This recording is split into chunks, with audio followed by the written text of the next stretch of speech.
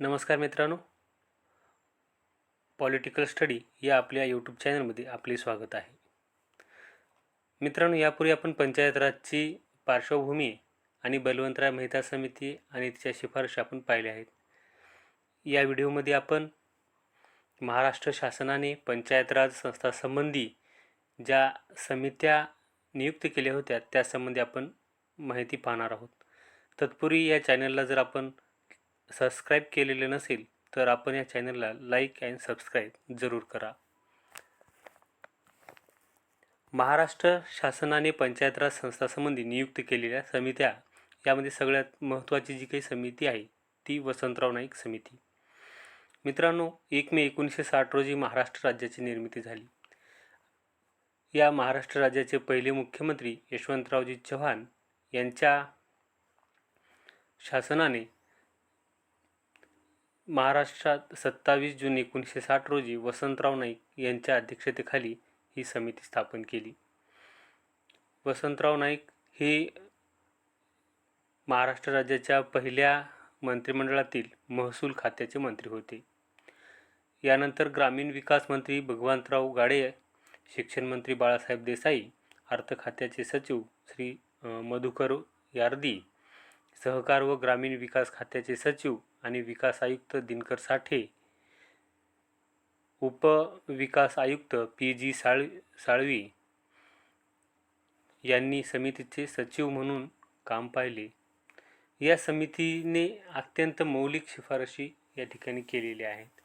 या समितीच्या अहवालाला लोकशाही विकेंद्रीकरण समितीचा अहवाल या नावाने ओळखले जाते. 1961 मध्ये सहकार व ग्रामीण विकास विभाग, महाराष्ट्र सरकार यांनी हा अहवाल छापला आहे. मित्रांनो, हा अहवाल शासनाला 15 मार्च 1961 रोजी सादर करण्यात आला. शासनाने तो अहवाल 1 एप्रिल 1961 रोजी स्वीकारला आणि महाराष्ट्रामध्ये या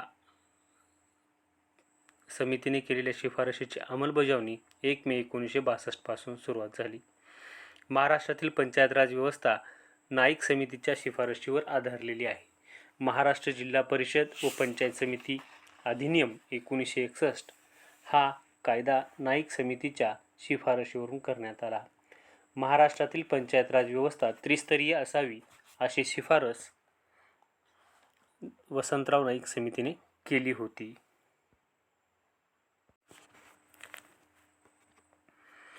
मित्रांनो, वसंतराव नाईक समितीच्या प्रमुख शिफारशी आपण या ठिकाणी पाहणार आहोत. याच्यातली पहिली शिफारस, जिल्हा हा प्रमुख घटक. वसंतराव नाईक यांच्या अध्यक्षतेखाली असलेल्या समितीने जिल्हा हा या नव्या पंचायत राज योजनेचा अर्थात लोकशाही विकेंद्रीकरणासाठी एक उत्तम घटक आहे असे ठरविले. ग्रामीण जनतेचे राजकीय व सामाजिक जीवनाचे ते प्रतिनिधी घटक म्हणून उपयुक्त ठरू शकते.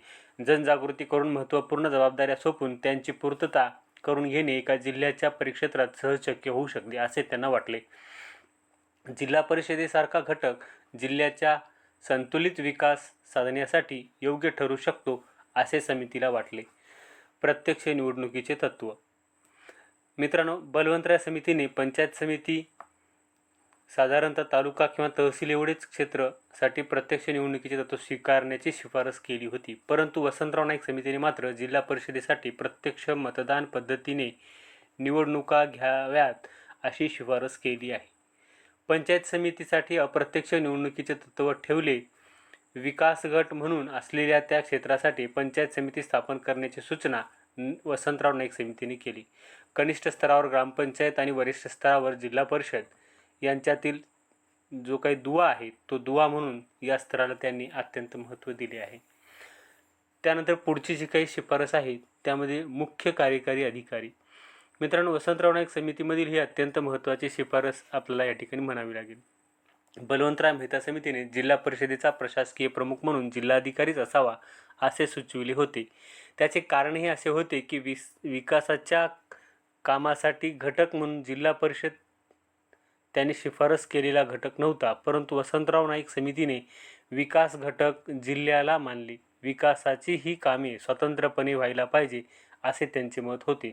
म्हणून त्यांनी या सर्व विकास कार्याची पूर्तता करून घेणारा एक स्वतंत्र शासकीय अधिकारी असावा असे सुचविले. जिल्हा पातळीवर कार्यातून जिल्हाधिकाऱ्यासारख्या पदाधिकाऱ्याला बाजूला सारण्याची ही शिफारस ऐतिहासिकदृष्ट्या फार महत्त्वाची होई. जिल्हाधिकारी पदाच्या निर्मितीपासून जिल्ह्याचा सर्वेसर्वा असलेला तो अधिकारी आज त्या जिल्ह्याच्या विकासकार्यापासून दूर ठेवण्याच्या मागे खचितच दूरदृष्टी होती असेच म्हणावे लागते. नागरी क्षेत्र वगळून जिल्हा परिषद स्थापन केली जात असली तरी सर्वच जिल्ह्यातून ग्रामीण क्षेत्रच अधिक आहे. अपवाद मुंबई वगळता म्हणजे जिल्ह्याचा विस्तृतपणा लक्षात घेऊन सर्वच कार्यात सुसूत्रता व समन्वय साधण्यास उपजिल्हाधिकाऱ्याच्या तोलामोलाचा अधिकारी म्हणून मुख्य कार्यकारी अधिकारी असावा असे समितीने सुचविले. त्यामुळे जिल्हाधिकारी नाममात्र ठरला. त्याचे पूर्वीचे सर्वत्र अध्यक्षपदी असणे वसंतराव नाईक समितीने सीमित केले. त्यानंतर पुढचा जो काही महत्त्वाचा मुद्दा आहे किंवा जी शिफारस आहे ती म्हणजे त्या जिल्हा विभागातून राज्य व केंद्र येथील कायदे मंडळावर निवडून गेलेले आमदार खासदार यांना जिल्हा परिषदेवर प्रतिनिधित्व नसावे अशी शिफारस या समितीने केली. जिल्हा परिषदेत जिल्ह्यासाठी विचार करणारी मंडळी निवडून येणार, मग त्यांना तेथे खुली चर्चा करण्याची संधी देणे समितीने आवश्यक समजले. जर खासदार व आमदार त्या परिषदेवर राहिले तर ही छोटी मंडळी त्यांच्यासमोर म्हणाव्या तितक्या खुल्या मनाने चर्चा निश्चितपणे आपण या ठिकाणी करू शकणार नाही हे समितीने जाणले होते. खुली चर्चा जर झाली नाही व परत त्या वरिष्ठ पातळीवर लोकप्रतिनिधी त्या ठिकाणी सर्व सूत्रे आपल्या हाती घेऊ लागले तर जिल्हा परिषदेचे हे स्थानिक लोकशाही प्रातिनिधिक स्वरूप नष्ट होईल. मग सारे जे काही समितीच्या शिफारशी आहेत किंवा जे समितीचा अहवाल आहे त्या या ठिकाणी कुठलाही उपयोग होणार नाही असं या समितीला बहुतेक वाटलेलं आहे. म्हणून एक फार मोठी सावधानता याबद्दल समितीने राखली. हे या समितीने अभ्यासपूर्ण चौफेर केलेले अवलोकनच होईल. तसे पाहिले जाता वसंतराव नाईक समितीने आपला अहवाल व त्यानुसार शिफारशी करताना अत्यंत काळजी घेतली आहे. महत्त्वाची माहिती जमा करण्यासाठी प्रश्नावली तयार करून सरकार व गैरसरकारी सभासदांची मते त्यांनी विकेंद्रीकरणाचा उद्देश सफल व्हावा अशाच शिफारशी समितीने केल्या आहेत. बलवंतराय समितीच्या ज्या शिफारशी वसंतराव नाईक समितीने अमान्य केल्या त्यावर समितीने केलेले खुलासे अत्यंत अभ्यासपूर्ण व महाराष्ट्राच्या परिस्थितीला साजेसे होते. तसेच जिल्ह्याचा संतुलित विकास करावा यावर अतूट श्रद्धा असल्यामुळे लोकशाही विकेंद्रीकरणाचा हा अहवाल एक नवीन युगाची नांदी ठरली आणि आजपर्यंत अव्याहतपणे पंचायत राज संस्था महाराष्ट्रात सक्रिय राहिल्या. देशातील इतर भागातील या संस्थांची स्थिती पाहता आपल्याला याचा रास्त अभिमान वाटतो असं या ठिकाणी आपल्याला म्हणता येईल. अशा या महत्त्वपूर्ण शिफारशी वसंतराव नाईक समितीने या ठिकाणी केलेल्या आपल्याला दिसून येतात. मित्रांनो, महाराष्ट्र शासनाने पुढची जी काही समिती आहे स्थापन केली ती ल ना बोंगिरवार समिती. या समितीची नियुक्ती 2 एप्रिल 1970 रोजी महाराष्ट्र शासनाने ल ना बोंगिरवार यांच्या अध्यक्षतेखाली 11 सदस्यांची समिती या ठिकाणी स्थापन केलेली आहे. या समितीने आपला अहवाल 15 सप्टेंबर 1971 रोजी महाराष्ट्र शासनाला सादर केला. मित्रांनो, या समितीने काही महत्त्वपूर्ण या ठिकाणी शिफारशी केलेल्या आहेत. त्यामध्ये जी पहिली शिफारस आहे ती आहे अधिकारात वाढ. पूर्वीच्या सामूहिक विकास कार्यक्रम व राष्ट्रीय विस्तार सेवा याची देशभरात अंमलबजावणीच्या वेळी स्थानिक शासन संस्थांना फारच कमी अधिकार होते. त्यानंतर बलवंतराय मेहता समितीच्या त्रिस्तरीय पंचायत राज व्यवस्थेनुसार आपल्याकडे वसंतराव नाईक समितीने ज्या शिफारशी केल्या त्याला अनुसरूनच पंचायत राज संस्थांना मिळालेले अधिकार पुरेसे नव्हते, ज्यामुळे त्यांना विकास कार्य म्हणावी तशी व्यवस्थित पार पाडता आली नाहीत. म्हणून बोंगिरवार समितीने त्या संस्थांना त्यावेळी असलेल्या अधिकारात वाढ करावी असे सुचविले.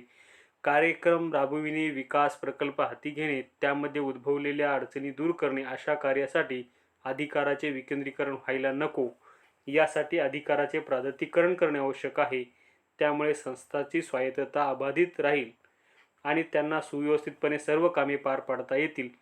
समितीने काही खात्याचा त्यामध्ये आवर्जून उल्लेख केलेला आहे, ज्यामध्ये आपल्याला सुरुवातीला पाहता येईल की जिल्हा पशुवैद्यकीय अधिकाऱ्यास बढती देऊन त्यास वर्ग 1 अधिकारी समजण्यात यावे.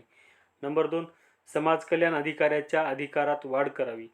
अशा काही सूचना पंचायत राजच्या संस्थांना बळकटी कशी येईल व कार्यक्रम प्रभावीपणे कसे राबवले जातील याकडे समितीने लक्ष पुरविले आहे. त्यानंतर जी दुसरी शिफारस आहे ती आहे राष्ट्रीय कार्यक्रम राबविण्यासाठी आर्थिक मदत. मित्रांनो, ग्रामीण भागाचा विकास करण्यासाठीच काही राष्ट्रीय कार्यक्रम राबविण्याचे शासनाचे धोरण होते. ही एक चांगली गोष्ट असली तरी आर्थिक मदतीअभावी ते कार्यक्रम ग्रामीण पातळीवर राबविणे अत्यंत अवघड होते. आम्ही कार्यक्रम सांगणार, तो कसा आणि किती राबविला पाहिजे हे आम्ही सांगणार आणि त्यासाठी लागणारा पैसा मात्र तुम्ही उभा करा, अशी जर अवस्था असेल तर स्थानिक पातळीवर किती उत्साही मंडळी असतात हे जर लक्षात घेतले तर राष्ट्रीय कार्यक्रमाचे धिंदावडे निघाल्याशिवाय राहत नसतात. शासनाने अनेक अनुदाने दिलेली असतात, स्थानिक शासन संस्थांनी ती घेतलेली असतात, कार्यनिष्पत्ती मात्र दृष्टीस पडत नाही. अनुदाने कोठे लुप्त होतात त्याचा शोध घेणे हा एक संशोधनाचा भाग येथे बनला आहे. तेथे स्थानिक शासन संस्थांना राष्ट्रीय कार्यक्रम राबविण्यास सांगणे व त्यासाठी अनुदान न उपलब्ध करून देणे या गोष्टीकडे समितीने लक्ष घातले. यासाठी समिती असे कार्यक्रम प्रभावीपणे राबविण्यासाठी योग्य अशी आर्थिक मदत देणे आवश्यक असल्याचे स्पष्ट केले आहे. त्यानंतर पुढची जी काही शिफारस आहे ती आहे पंचायत राज व्यवस्थेत फेरबदलाची आवश्यकता नाही. एकूण परिस्थितीचे अवलोकन केल्यानंतर प्रचलित असलेल्या त्रिस्तरीय पंचायत राज व्यवस्थेत कसलाही बदल करण्याची आवश्यकता नसल्याचा निर्वाळा या समितीने दिला. त्यावेळी अशी काही चर्चा समोर येत होती की या त्रिस्तरीय व्यवस्थेमधील मधला स्तर म्हणजे पंचायत समिती हा घटक रद्द करण्यात यावा, परंतु बोंगीरवार समितीने ही सूचना फेटाळली आणि असे सुचविले की पंचायत समिती देखील जिल्हा परिषदेप्रमाणे स्वतंत्र व स्वायत्त म्हणून महामंडळात्मक दर्जा दिला जावा.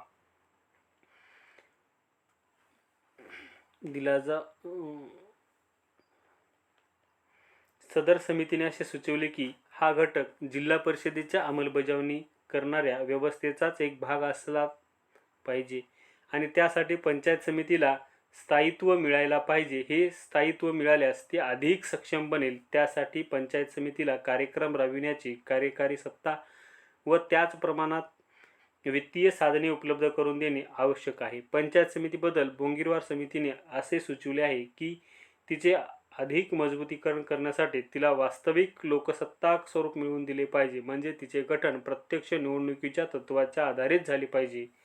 पंचायत समितीचे किमान 2/3 सदस्य त्या विकास गटातील जनतेकडून प्रौढ मताधिकार प्रत्यक्ष निवडले जावेत, ही शिफारस समितीने केली आहे. त्यानंतर पुढची जी काही शिफारस आहे ती आहे नवीन समित्यांची निर्मिती. बोंगीरवार समितीने असे निवेदन केले की आम्ही या लोकप्रतिनिधींना जिल्हा परिषदेच्या व पंचायत समितीच्या स्तरावर सहभागी होण्यासाठी या त्या स्तरावर एक वेगळी वैधानिक समन्वय समिती स्थापन करावी. त्यामध्ये या प्रतिनिधींना स्थान द्यावे. ही या समिती नियोजन व पुनर्वलोकन समिती म्हणून ओळखली जावी. त्या भागातील या वरिष्ठ पातळीवर कार्य करणाऱ्या लोकप्रतिनिधींना आपल्या क्षेत्रात कार्य करण्यासाठी एक चांगले व्यासपीठ या समितीद्वारे प्राप्त होऊ शकते, असा समितीला विश्वास वाटला. दुसरी एक समिती पंचायत समितीच्या स्तरावर स्थापन करण्याची शिफारस बोंगीरवार समितीने केली आहे. ती एक उपसमिती असेल. ग्रामपंचायतीच्या कारभारावर देखरेख ठेवण्यासाठी प्रत्येक पंचायत समितीने एक उपसमिती स्थापन करावी. त्या समितीमध्ये 15 सदस्य ठेवावेत. त्यात पंचायत समिती क्षेत्रांतर्गत एकूण ग्रामपंचायतीपैकी 1/5 ग्रामपंचायतीचे सदस्य असावेत. तिसरी एक समिती जिल्हा परिषदेच्या पातळीवर दुग्ध विकास व पशुवैद्यकीय मदत यासाठी स्थापन करावी. जिल्हा परिषदेच्या इतर समित्याप्रमाणे तिची रचना असावी. या विषयासाठी पूर्वी संमती नसल्यामुळे ही समिती आवश्यक आहे. या समितीचे अध्यक्षपद कृषी व सहकार समितीच्या अध्यक्षाकडेच द्यावे, असे समितीने सुचविले. चौथी एक समिती स्थापन करावी की जी राज्य शासनाच्या वतीने पंचायत राज संस्थांच्या आर्थिक व प्रशासकीय व्यवस्थेचा आढावा घेईल.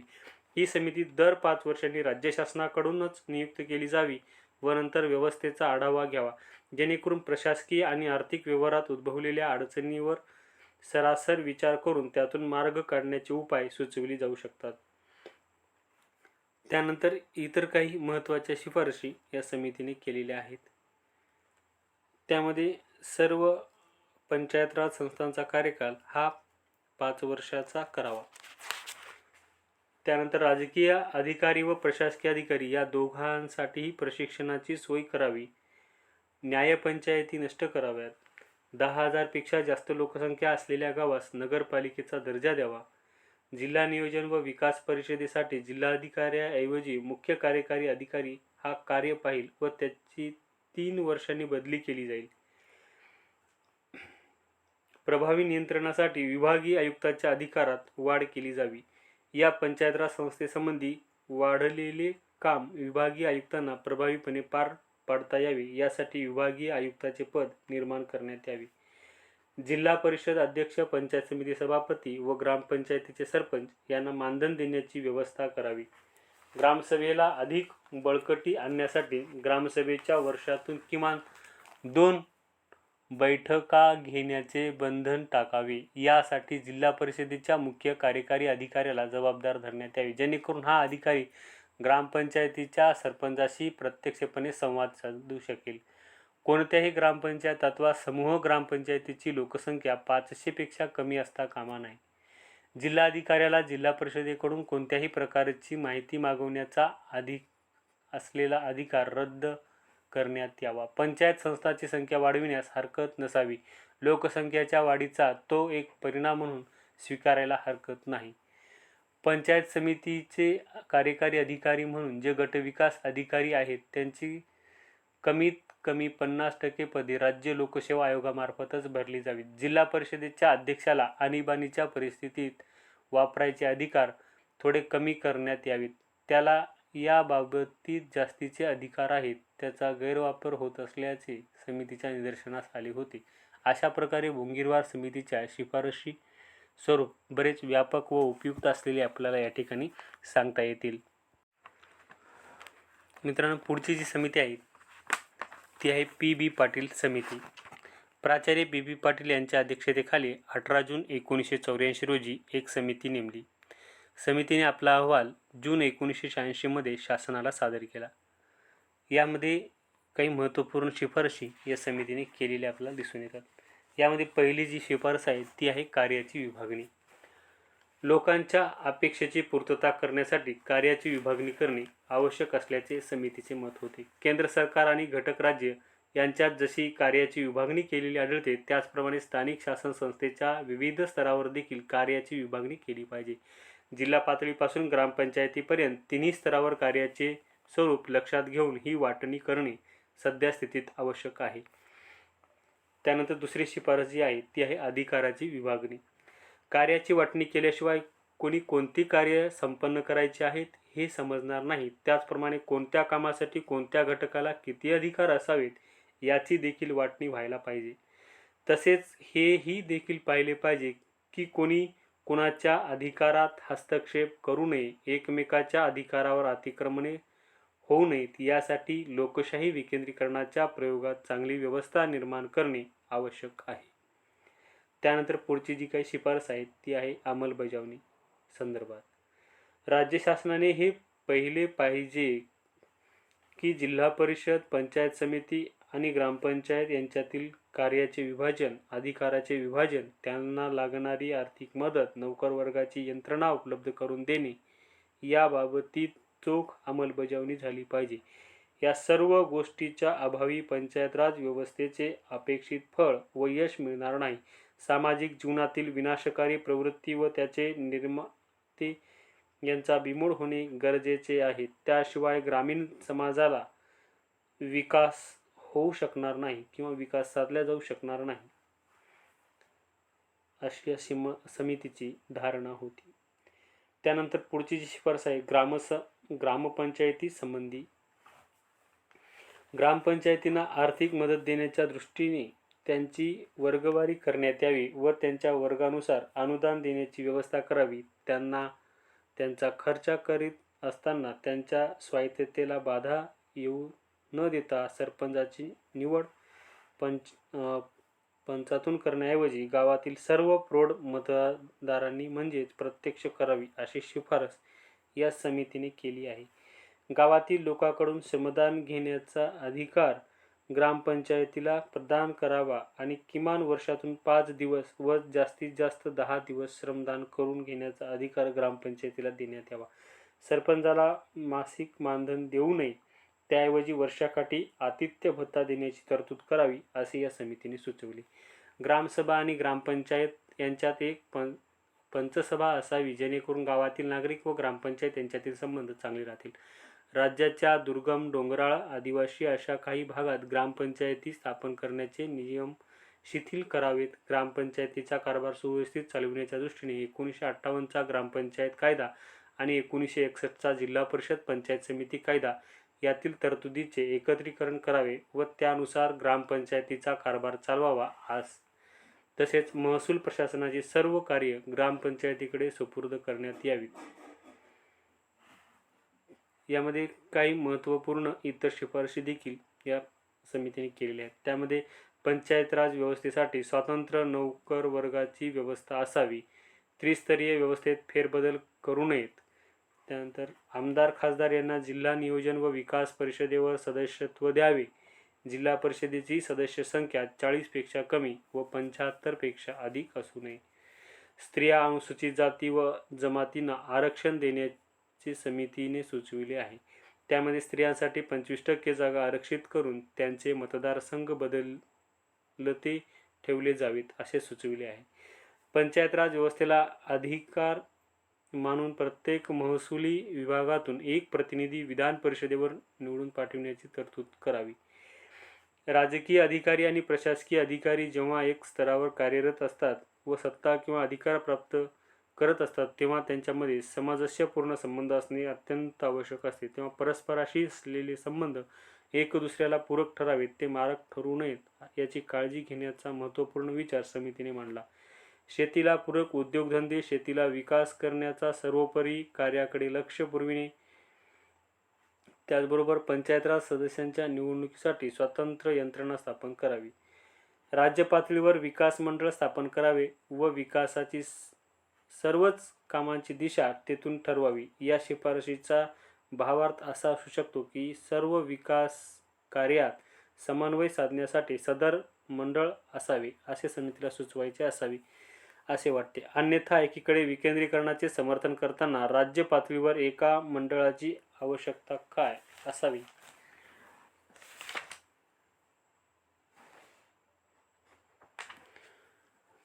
प्राचार्य पी. पाटील समितीने सध्या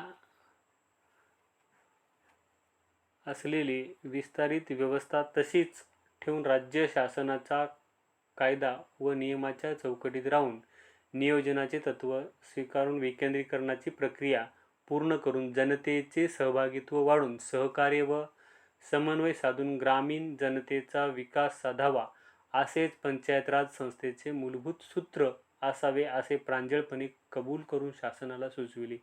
यात समितीचे श्रेष्ठत्व व प्रतिष्ठा सामावलेली आढळते. या ठिकाणी आपण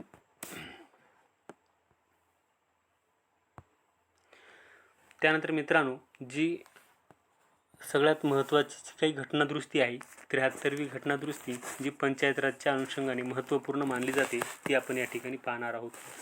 भारतातील पंचायत राज संस्थांना 73व्या घटनादुरुस्तीमुळेच घटनात्मक दर्जा प्राप्त झाला. ही घटनादुरुस्ती 24 एप्रिल 1993 रोजी करण्यात आली. मित्रांनो, यापूर्वी स्वर्गीय पंतप्रधान राजीव गांधी यांच्या कार्यकाळात 1989मध्ये पंचायत राज व्यवस्थेत आमूलाग्र बदल घडवून आणणारे 64वे घटनादुरुस्ती विधेयक लोकसभेत मांडण्यात आले. त्या घटनादुरुस्तीच्या विधेयकाला मसुदा सर्व संसद सदस्यांना देण्यात आला. लोकसभेत ते 64वे घटनादुरुस्ती विधेयक संमत देखील झाले, परंतु राज्यसभेत अपेक्षित बहुमत नसल्यामुळे ते विधेयक पास होऊ शकले नाही. राज्यसभेत ते फेटाळले गेल्यामुळे घटक राज्याच्या संमतीसाठी पाठविण्याचा प्रश्न या ठिकाणी उद्भवलेला नाही. त्यामुळे विधेयकानंतर थोडक्यात काही घडलेली माहिती अशी की भारतीय गणराज्याच्या 40व्या वर्षात हे विधेयक संसदेने पारित करावे व त्याची अंमलबजावणी लवकरात लवकर करावी. परंतु 1 डिसेंबर 1989 रोजी राजीव गांधी यांनी पंतप्रधानपद सोडले व त्यानंतर पंतप्रधान विश्वनाथ प्रताप सिंह व पंतप्रधान चंद्रशेखर या दोघांच्याही कार्यकालात याबाबतीत काहीच घडले नाही. 1991मध्ये पी. नरसिंहराव यांच्या नेतृत्वाखाली काँग्रेस सत्तेवर आली आणि 21 जून 1991 रोजी पी. नरसिंहराव पंतप्रधान झाले व त्यांच्या कार्यकाळात पंचायत राज संस्थांना घटनात्मक दर्जा देण्याच्या दृष्टीने 1992 मध्ये 73वी घटनादुरुस्ती विधेयक मांडले गेले. म्हणजे मध्यंतरीच्या काळात 9 घटनादुरुस्ती विधेयके पारित झाली, परंतु ग्रामीण जनतेशी थेट संबंधित असलेले हे दुरुस्ती विधेयक लांबणीवर पडले. पी. नरसिंहराव यांच्या काळात 2 घटनादुरुस्ती विधेयके पास झाली. त्यापैकी एक ग्रामीण जनतेशी संबंधित आहे, ती घटनादुरुस्ती 73वी आणि दुसरी 74वी असून ती शहरी जनतेशी संबंधित आहे. या दोन्ही घटनादुरुस्त्या भारतीय राज्यकारभारात अत्यंत क्रांतिकारी समजल्या जातात. या दोन्ही घटनादुरुस्तीमुळे ग्रामीण आणि नागरी क्षेत्रात स्थानिक शासन संस्थांना भारताच्या राज्यघटनेत स्थान प्रदान करण्यात आले. भारतीय राज्यघटनेच्या भाग 9 व त्यामधील कलम 243 ते 243 ओ अशी एकूण 16 कलमे समाविष्ट केली आहेत. त्यासाठी भारतीय राज्यघटनेला 11वे परिशिष्ट नव्याने जोडण्यात आले आहे. संसदेच्या दोन्ही सभागृहात ते विधेयक डिसेंबर 1992 मध्ये पारित झाल्यानंतर घटक राज्यापैकी 17 घटक राज्यांनी त्या विधेयकाला समर्थन दिले. अर्ध्यापेक्षा अधिक घटक राज्यांनी अशा विधेयकाला संमती देणे आवश्यक असते. भारताच्या राष्ट्रपतींनी 20 एप्रिल 1993 रोजी आपली स्वीकृती दिली. यानंतर या कायद्याला 24 एप्रिल 1993 रोजी राजपत्रात प्रकाशित केले व 25 एप्रिल 1993 रोजी या घटनादुरुस्ती कायद्याची अंमलबजावणी सुरू झाली. मित्रांनो, या 73वी घटनादुरुस्ती असलेल्या काही महत्त्वपूर्ण तरतुदी आपण या ठिकाणी पाहणार आहोत. प्रत्येक गावामध्ये सर्व प्रौढ स्त्री पुरुषांचा समावेश असणारी ग्रामसभा व ग्रामपंचायत असणे बंधनकारक करण्यात आले. भारतातील सर्व राज्यामध्ये त्रिस्तरीय पंचायत राज व्यवस्था स्थापन करण्यात यावी. पंचायत राज व्यवस्थेच्या 3ही स्तरामध्ये महिलांसाठी 1/3 जागा राखीव ठेवण्याचे बंधनकारक करण्यात आले. देशातील प्रत्येक राज्यात पंचायत राज संस्थांचा कार्यकाल 5 वर्ष करण्यात आला. पंचायत राजच्या 3ही स्तरामध्ये महिला आणि अनुसूचित जाती जमातीसाठी पदाधिकाऱ्यांची पदे राखीव ठेवण्याची तरतूद देखील या घटनादुरुस्तीने करण्यात आली. पंचायत राज संस्थांसाठी प्रत्येक राज्यामध्ये स्वतंत्र निवडणूक यंत्रणा स्थापन करण्याचे बंधन घालण्यात आले. केंद्रीय वित्त आयोगाच्या धर्तीवर प्रत्येक राज्याने राज्य वित्त आयोगाची स्थापना करणे आवश्यक करण्यात आले. मित्रांनो, ही झाली या घटनादुरुस्ती संदर्भात काही महत्त्वपूर्ण बाबी. आपण आता पाहणार आहोत 73व्या घटनादुरुस्तीची वैशिष्ट्य किंवा त्यामधील ज्या काही मुख्य तरतुदी आहेत त्या. त्याच्यातली सर्वात पहिली जी काही तरतूद आहे ती आहे त्रिस्तरीय व्यवस्थेला घटनात्मक दर्जा. ग्रामीण स्थानिक शासनाच्या व्यवस्थेसाठी 3 स्तरावर अशा संस्था निर्माण करण्याचे राज्य सरकारांना बजावले गेले. भारताच्या राज्यघटनेत पहिल्यांदाच ही तरतूद झाली. राज्यघटनेचा 9वा भाग कलम 243 ते 243 ओ अशी एकूण 16 कलमे व एक नवीन परिशिष्ट 11वे परिशिष्ट एवढ्यापुरती तरतुदी करून ग्रामीण स्थानिक शासन संस्थांना भारताच्या राज्यघटनेत स्थान दिले. पुढची जी काही वैशिष्ट्य आहे किंवा तरतूद आहे ती आहे ग्रामसभेला घटनात्मक दर्जा. संपूर्ण गावासाठी स्थानिक शासनाचा कायदेमंडळात्मक स्वरूपाचा घटक म्हणून ग्रामसभेला राज्यघटनेत स्थान देण्यात आले. संपूर्ण गावासाठी ग्रामसभा असेल. गावातील सर्व प्रौढ स्त्री पुरुषांचा त्यामध्ये समावेश असेल. त्याची स्वतंत्र निवडणूक यादी असेल. त्यामध्ये त्या सर्व प्रौढ मतदारांची नावे असतील. ही ग्रामसभा ग्रामपंचायतीची निर्मिती करणारा घटक असेल. जिल्हा परिषद, पंचायत समिती व ग्रामपंचायत यापेक्षाही महत्त्वाचे स्थान ग्रामसभेला भारताच्या राज्यघटनेने कलम 243 अन्वये दिले आहेत. केंद्रात लोकसभा व घटक राज्यात विधानसभांना जे स्थान आहे ते गाव पातळीवर ग्रामसभेला दिले आहे. त्यानंतर पुढचा जे काही महत्त्वाचा मुद्दा आहे किंवा जी तरतूद आहे ती आहे त्रिस्तरीय व्यवस्था. पंचायत राज व्यवस्था ही त्रिस्तरीय असेल. गाव पातळीवर, विकास गटाच्या पातळीवर व जिल्ह्याच्या पातळीवर प्रत्यक्ष निवडणुकीद्वारे या संस्था स्थापन केल्या जातील. पंचायतींना आपल्या वरिष्ठ स्तरावर प्रतिनिधित्व देण्याची व्यवस्था घटनादुरुस्तीचे वैशिष्ट्य म्हणावे लागते. प्रत्येक स्तरावर त्या घटकाचे भूभागाच्या आधारे विभाजन करून म्हणजेच मतदारसंघ निर्माण करून प्रातिनिधिक लोकशाहीचे तत्त्वे मुळापर्यंत रुजविण्याचा प्रयत्न या दृष्टीने केला आहे. प्रत्येक संस्थेचा प्रमुख राज्य सरकारने केलेल्या कायद्याप्रमाणे निवडला जावा. ज्या राज्याची लोकसंख्या 20 लाखापेक्षा कमी असेल त्या राज्यांना त्रिस्तरीय व्यवस्थेमधील मधले स्तर, पंचायत समिती स्तर, विकास गट स्तर निर्माण न करण्याची सूट सदर घटनादुरुस्तीने दिली आहे. त्यानंतर पुढची तरतूद आहे विविध आरक्षण व्यवस्था. 73व्या घटनादुरुस्तीने विविध जातींना आरक्षण दिले आहे. कलम 243D अन्वये अनुसूचित जाती व जमातींना पंचायत राज संस्थांमध्ये राखीव जागा ठेवण्याची बंधने घातली गेली आहे. या दृष्टीनुसार गावातील प्रभागातून जेवढ्या लोकसंख्येमागे एक प्रतिनिधी निवडून येत असेल तेवढ्या लोकसंख्येचा आधार अशा राखीव जाती जमातींना लागू असेल. एकूण लोकसंख्येच्या 25% लोकसंख्या अनुसूचित जातीची असेल तर पंचायत समितीमध्ये त्यांची सभासद संख्या 25% एवढी असेल व त्याच पद्धतीने अनुसूचित जातीचे प्रमाण असेल. स्त्रियांसाठी जागा राखीव ठेवण्याची तरतूद घटनादुरुस्तीने केली आहे. एकूण सदस्य संख्येच्या 1/3पेक्षा स्त्रियांची संख्या कमी असता कामा नये. इतर मागासवर्गीयांसाठी जागा राखीव ठेवण्याचा अधिकार राज्य शासनाला दिला आहे. राज्य शासन आपल्या अधिकार कक्षेत त्यासंबंधी निर्णय घेऊन त्याचे प्रमाण कायदा करून ठरवू शकते. अनुसूचित जाती व अनुसूचित जमातीसाठी 243 प्रमाणे इसवी 2000 पर्यंत जागा राखीव ठेवण्याची तरतूद आहे. ही घटनादुरुस्ती झाली तेव्हा मुदतवाढीचा विषय शासनाकडे नव्हता. या कलमाच्या आधारे मुदतवाढ नंतर झाली. राज्य सरकार कायदा करून या त्रिस्तरीय व्यवस्थेतील अध्यक्षीय पदाचे आरक्षण करू शकते. त्यासाठी आवर्तन पद्धतीचा किंवा रोटेशन पद्धतीचा स्वीकार करण्याची तरतूद करण्यात आली.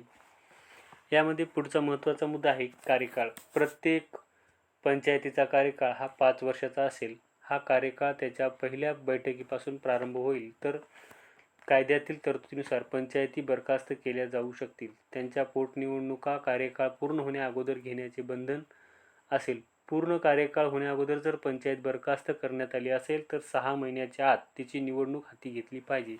ती निर्वाचित पंचायत 5 वर्षासाठी असेल. 5 वर्षानंतर तिची मुदत संपुष्टात येणार. जर एखादी पंचायत तिचा नियोजन कार्यकाळ पूर्ण करण्यात 6 महिन्यापेक्षा कमी कालावधी राहिला असल्यास तिची निवडणूक घेणे आवश्यक नाही, कारण तिची निवडणूक 6 महिन्याच्या आत होणार असते. कार्यकाळाच्या संदर्भात महत्त्वाची गोष्ट अशी की एखादी पंचायत 6 महिन्यापेक्षा अधिक कार्यकाळ राहिला असण्यापूर्वी बरखास्त झाली असेल तर तिच्या निवडणुकीनंतर तिचा जो नियोजित शेष राहिलेल्या कालावधीसाठीच निवडली गेलेली असणार.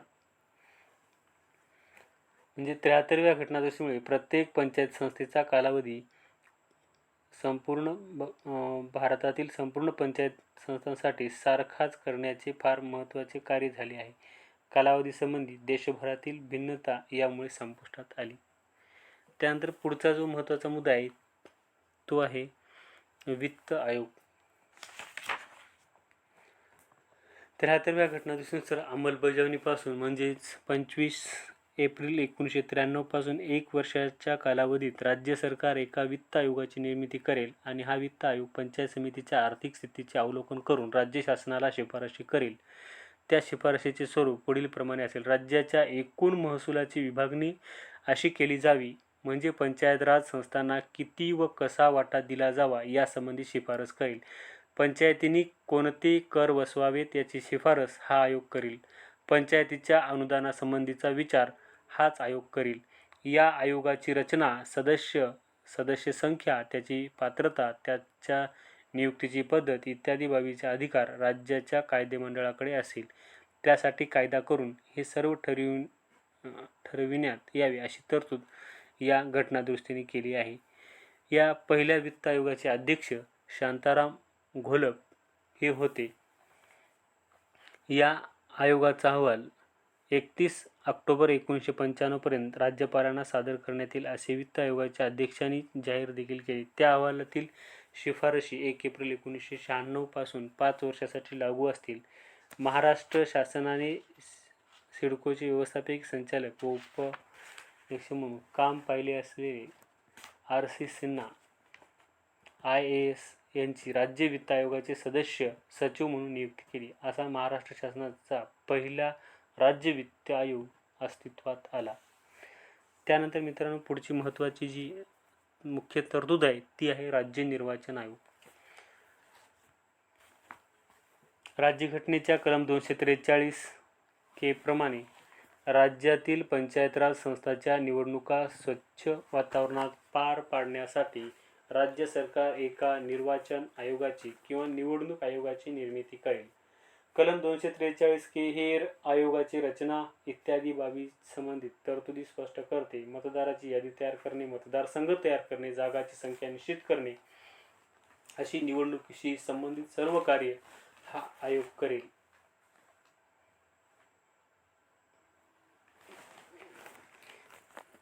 त्यानंतर मित्रांनो या ठिकाणी लेखा परीक्षण ही देखील एक महत्त्वाची तरतूद आपल्या या ठिकाणी करता येईल. घटक राज्याच्या कायदेमंडळाने कायदा करून पंचायत राज संस्थांनी सर्व हिशोब कसे ठेवावेत व त्या हिशोबाची तपासणी कशी करून घ्यावी यासंबंधीच्या तरतुदी कराव्यात.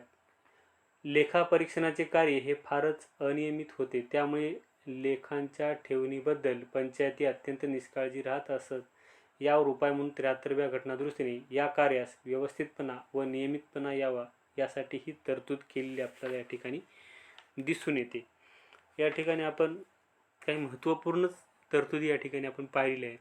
या व्यतिरिक्त देखील काही तरतुदी या ठिकाणी आपल्याला पाहता येतात. त्या म्हणजे ही घटनादुरुस्ती केंद्रशासित प्रदेशांना देखील लागू आहे. विविध क्षेत्रांना हा भाग प्रयुक्त न होणे ही देखील एक आपल्याला या ठिकाणी सांगता येईल. त्यानंतर वित्तीय अधिकार व वित्तीय साधने याबाबत देखील या घटनादुरुस्तीने महत्त्वपूर्ण तरतुदी या ठिकाणी केलेल्या आपल्याला सांगता येतील. त्याचबरोबर जे काही सदस्याची पात्रता आहे ती देखील या घटनादुरुस्तीमध्ये नमूद केलेली आहे. म्हणजे ज्या काही पंचायत समित्या असतील त्याची वयाची पात्रता ही 21 वर्ष पूर्ण करणे आवश्यक आहे आणि बाकी सर्व पात्रता ह्या कायदेमंडळाच्या सदस्यांना ज्या पात्रता आहेत त्याच पात्रता या ठिकाणी ठेवलेल्या आहेत. फक्त वयाची अट मात्र 25 ही लोकसभा किंवा विधानसभेची वयाची अट आहे. तशाच पद्धतीनं राज्यसभेची 30 व विधान परिषदेसाठी देखील 30 वर्षाची वयाची अट आहे. परंतु पंचायत समितीमध्ये सदस्य म्हणून प्रवेश करण्यासाठी 21 वर्षच वयाचे पूर्ण करणे आवश्यक ठरविले आहे. पंचायतीच्या सदस्याच्या अपात्रतेसंबंधी प्रश्न निर्माण झाल्यास राज्याच्या कायदेमंडळाने ठरविल्याप्रमाणे तो सोडविला जाईल. त्यासाठी ज्या अधिकाऱ्यांना हा अधिकार प्राप्त असेल त्याचा निर्णय हा अंतिम राहील असे देखील या ठिकाणी सांगण्यात आलेले आहे. पंचायतीचे अधिकार देखील या 73व्या घटनादुरुस्तीमध्ये निश्चित करण्यात आलेले आपल्या ठिकाणी पाहता येतात.